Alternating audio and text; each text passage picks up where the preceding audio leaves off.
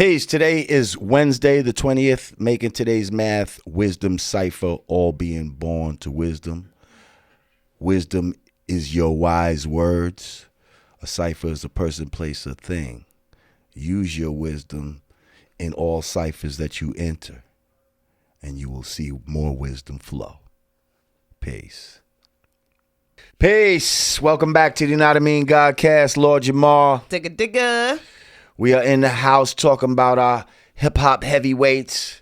Got my Mike Tyson shirt on. You know what I mean? I wore this specifically because I think this brother kind of represents, you know, the greatest hip-hop era. You know, and he was kind of like a culmination of all of that. How dope was it when he jumped on that Cannabis record? I just felt like hearing him in the intro. Cannabis 1. That was dope. That was hard. But just what Mike Tyson, I feel, represented at the time he was out, like he was like the hip hop heavyweight champ. You understand Absolutely. what I'm saying? Like he looked like a hip hop nigga. He moved like he was in Dapper Dan beating up Mitch Green and all this type of shit. Like, come on, like when have you seen some shit like that? Like he represented us. Like, hey, niggas gon' dig, man. I remember seeing him in spots like Bentley's and shit back in the days in New York and all that. Yeah. Real quick before we go on, if you'd like to donate to the show, go to cash.me/$, you know what I mean, patreon.com/, you know what I mean, or you know what I mean.com/support.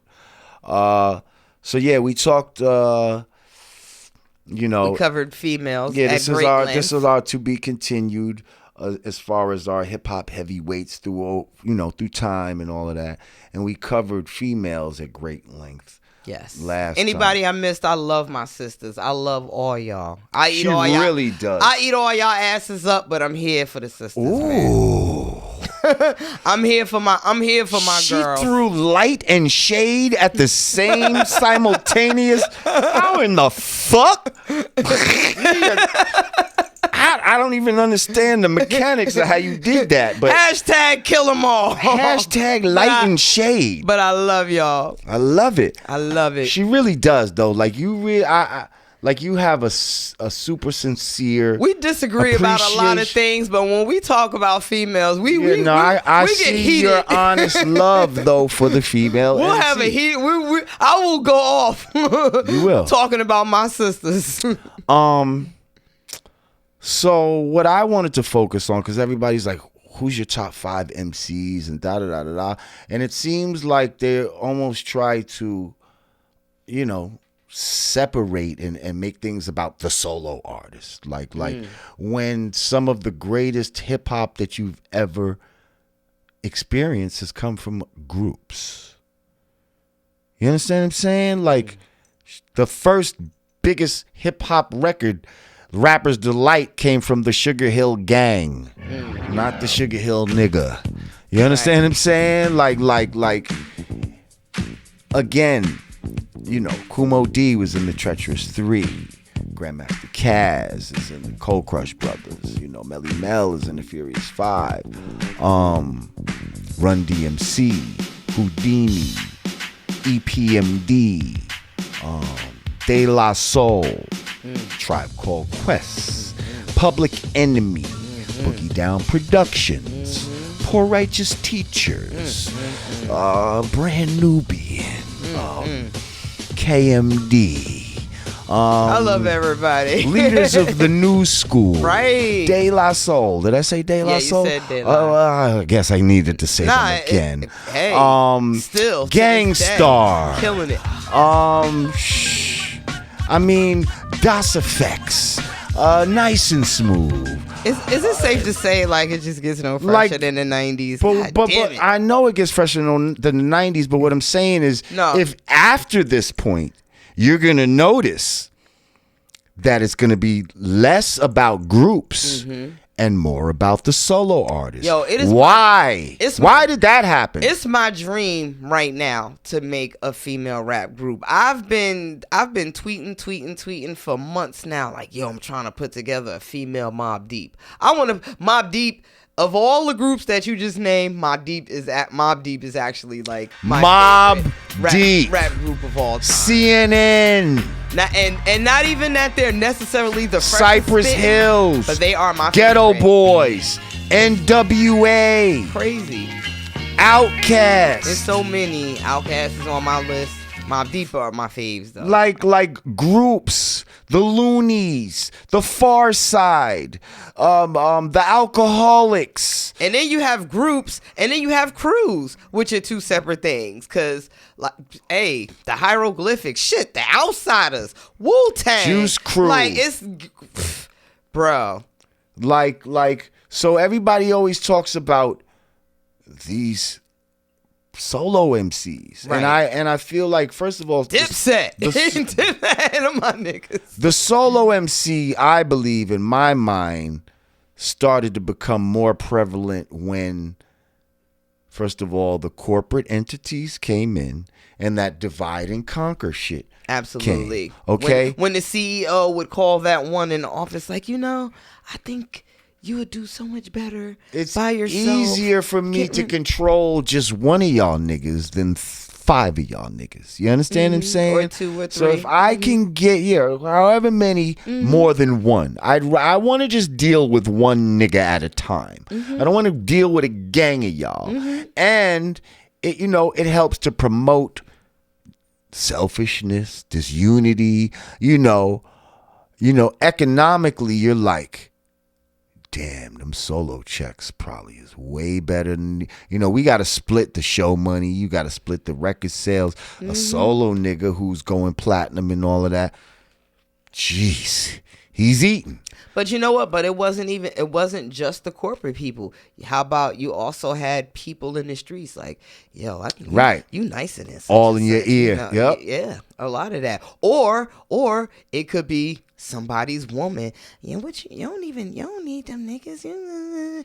Because you be getting more money. You could get more money by yourself. Bitch or something. Exactly. Yeah, she need one more Gucci bag. A lot of factors came into dividing groups, but definitely I think I would say for the stronger part of the 90s and probably even before that, like it really was all about the group. We didn't really start seeing too many I guess stand out soloists probably until, there was always, like in every group, there was always one who was obviously like nice. Like could have been a solo artist. Could have been the nicest. In a new age where they just say, well, fuck everybody else. But as a group, you couldn't, it's like, of course Chuck D was, was the standalone. But would Public Enemy have been what it was without a Flavor the Flav? Scientific insertion of a Flavor Flav? Right, or a Griff, or exactly. So no. Right. Like ingredients are very important.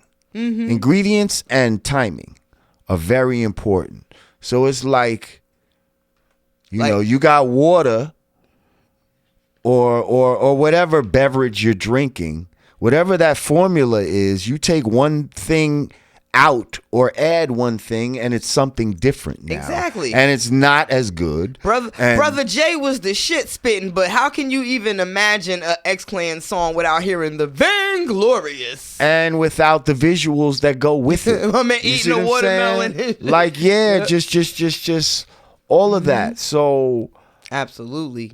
The group dynamic, I think, was very important, but at the same time, it's hard to keep a group together. It's hard when you have so many different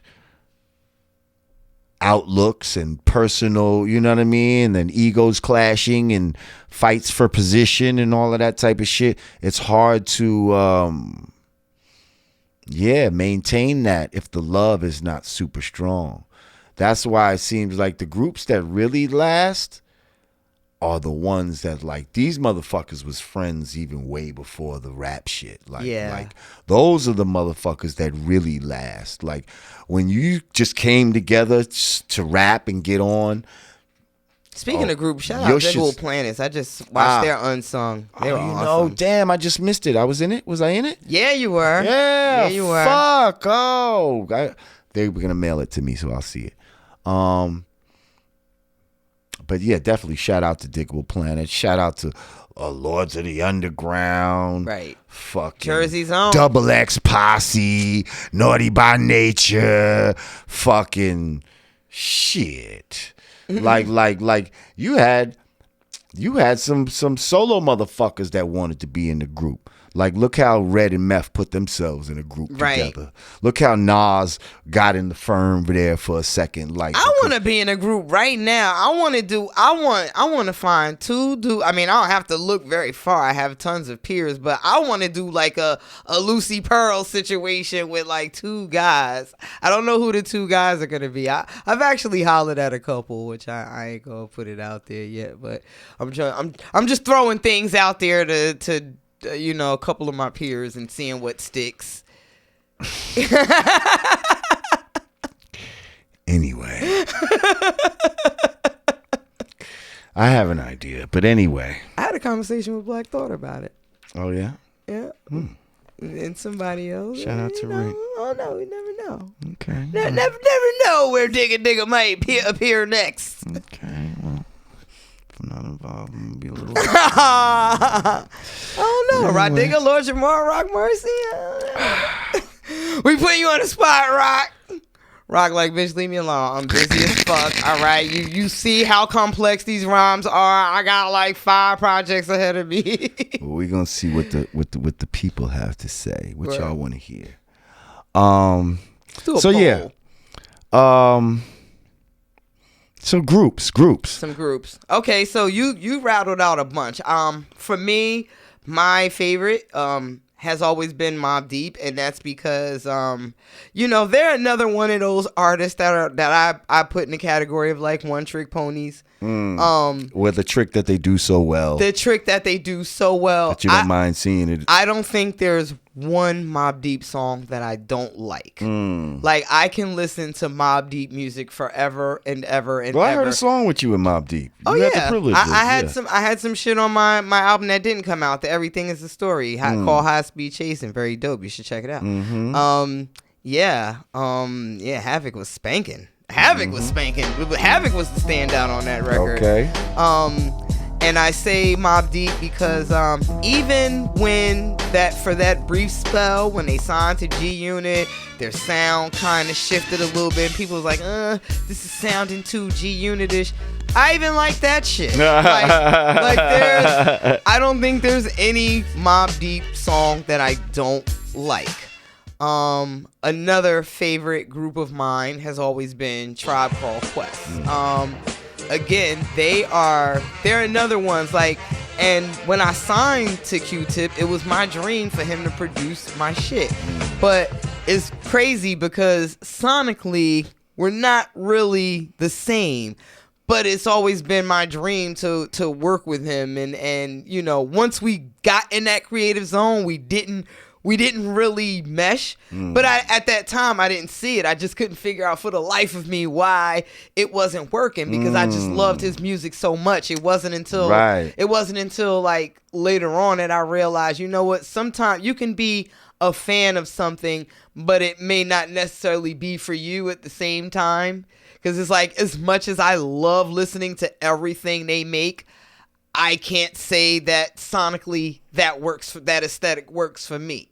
So, having said that, definitely Tribe Called Quest, one of my faves, and they still, bust ass to this day. Rest in peace, Phife Dawg. We're not gonna get any more Tribe albums, but this very last one they dropped, debuted #1. It's still a go-to album for me. All albums that then came out since then, that's still a go-to for me. Within all of their eclectic splendor, I love them. De La, their last album they dropped, Hard Body, and it debuted. A lot of people don't even realize that shit debuted #1. Right. And they did that with like a GoFundMe or some shit, right? Yeah. Yep. Yeah. So shouts out to De La. That's another, like, when we talk greatest of all time, like, someone could have made an impact, a splash when they first came out. Like I look at that phrase of all time as like where are you at right now? Like how does this music age? Can I pop in your shit in 2018 and still be as excited about it as I was 20 years ago when it first came out? And, Jungle Brothers, Fugees. Absolutely. Just naming more groups like off my Mobb head. is that for me, Tribe is that for me, De La is that for me, Outkast is that for me. Another one of my favorite groups, EPMD. EPMD was special to me because they used a lot of samples from the Zap album, and that was an album that my mother played over and over and over and over again.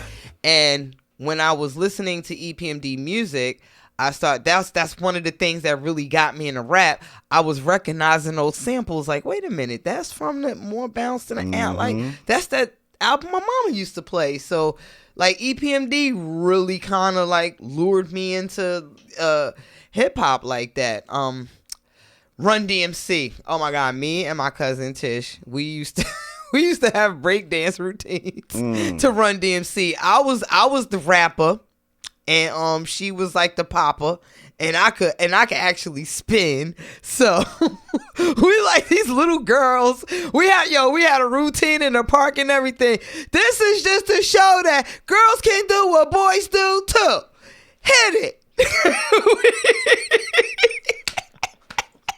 Yo, we got sound like some corny shit. This is what a boy do. Yo, we were like in the 8th grade. We got our shell toe Adidas from Union Market. I was walking to the park with my piece of cardboard like, this is to show everybody girls can do it too. I remember me and my man K Mel being in my crib, just in this mirror and shit that was in my fucking room and shit. And fucking just, you know what I mean? Just doing our Run-DMC video. I was Run, he was DMC, and you know what I mean? I forget what the fucking song was, but we was just... Yo, Run's house was my tell shit. Us we my favorite line ever was, they said a track for rap, that's crap, it's Run's house. Y'all just thought that's me, the king's a MC. That was just the hardest shit ever to Can me. Another MC ever fuck with me? Hell no. It's like the A, the B. Oh, come on. Public Enemy and BDP probably gave me my life. Like, whatever my parents didn't teach me, they taught me. Like, they really, like, my parents taught me, you know, they raised me with manners and, you know, home training, but Public Enemy and BDP really taught me, like, knowledge of self, like, how to interact with people outside of my house and you know, like, just how to move in this world, how to think, and they really made learning fun for me. Like, they made me want to be smart and to know things and know facts. Like, back then learning was really fun. Like, you didn't want to be that kid. That's why I hate all this, like, No Child Left Behind and shit that they do now. Like, they made school cool. Like, you didn't want to be the kid that stayed back.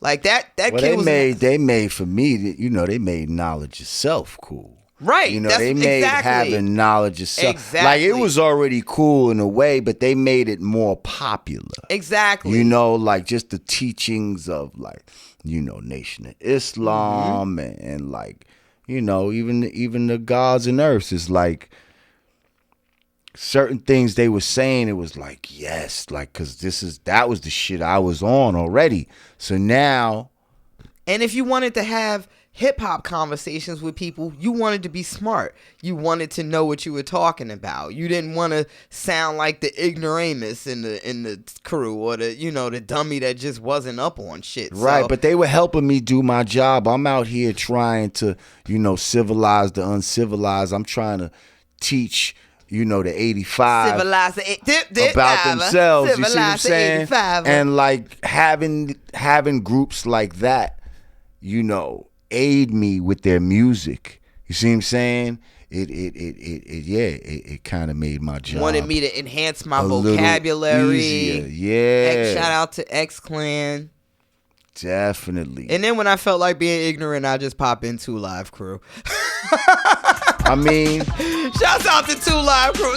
Look, we can. Hey, again, this is one of them things where you can't deny their impact or their legacy. Right, they got a great impact, but love it or hate it. Super negative, though. It's super negative. It was. But on this show, we're gonna deem that legacy as negative. Like, anything that's hyperset, like the legacy.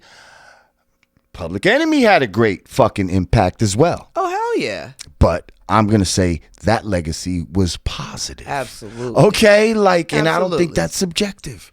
You see what I'm saying? And so, again, when we deal with certain themes that,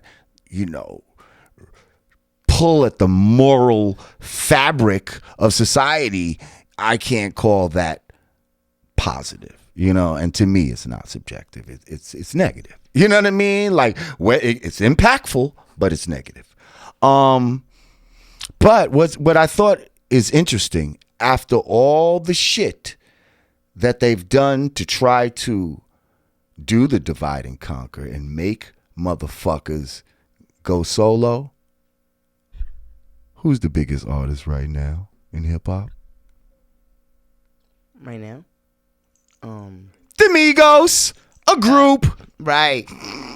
So yeah, it's just funny that the biggest artist right now breaking all the fucking records is a fucking group. So, you see what I'm saying? So are we seeing a re-emergence of groups? I would love to see a female group. I want to be the one to. I want somebody to say, Rah Digga. So female, there are female groups, Destiny's Child. No, I'm not. I hate. Oh God, this guy. No, I want to see a female Mobb Deep and a female Migos. How about that? I want to be the one to put them out. Okay. I mean, all right. I say that to say, God damn it, female rap is alive. Well, listen, when we come back, maybe we'll talk about people of this era that maybe we think have a chance of, going on to be heavyweights in the future or something like that. I don't know. What do you think? It's possible. It's possible. You know what I mean? They still got to show and prove, but yeah. There's definitely some good, strong rollouts already. Okay. We'll see what's up when we come back.